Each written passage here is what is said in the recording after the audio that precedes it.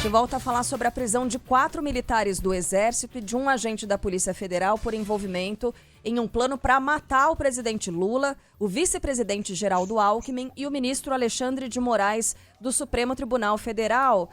João Pedro Melo conosco mais uma vez. JP, o Ivan Brandão está aqui no estúdio, está lendo em voz alta parte dessa decisão da Justiça, né, que determina as prisões, e é assustador, né? Há detalhes ali assustadores, por exemplo, como o Ivan vinha destacando, a impressão, utilizando impressoras de dentro do Palácio do Planalto, né, para que esse plano fosse colocado em prática, JP?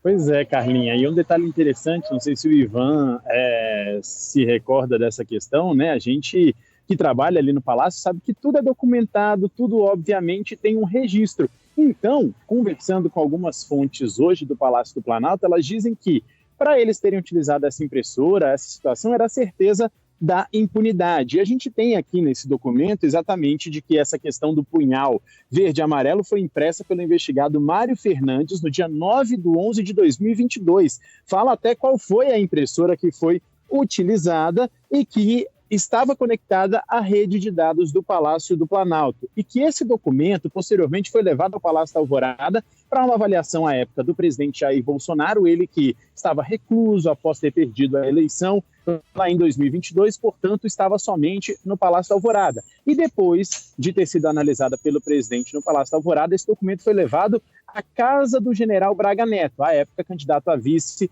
na chapa de Jair Bolsonaro. E lá foi discutido com uma série de outras pessoas que também estariam envolvidas nessa situação. Bom, agora há pouco a gente teve a fala do ministro Márcio Macedo, ministro da Secretaria-Geral da Presidência. Ele diz o seguinte, que pode falar da opinião dele, pelo que ele acompanhou, pelo que ele viu, mas diz que se tudo que de fato foi mostrado hoje for confirmado, é uma situação muito grave, principalmente por conta do atentado contra o presidente da República e o vice-presidente da República.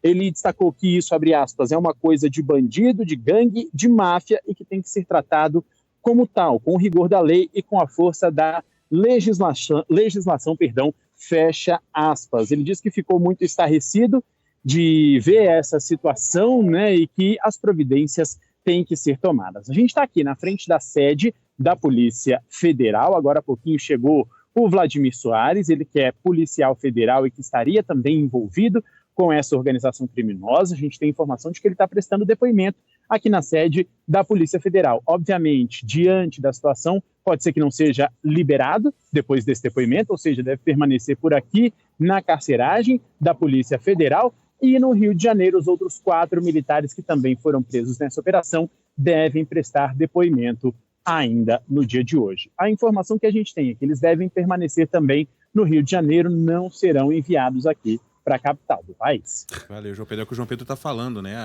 É tudo documentado, é tudo em rede. E aliás, uma rede bem segura, né? Eles imprimiram. Acreditar que aí tudo bem, você vai lá, acabou um governo, você formata o computador e inicia-se outro, mas essas informações ficam guardadas, sei lá, na intranet, não sei exatamente qual é o termo técnico usado, mas isso fica guardado, nada é apagado, né? Tudo é arquivo, tudo é história. E, enfim, como a gente estava falando aqui fora do ar, a sorte é que esses caras não eram realmente gênios do crime, né?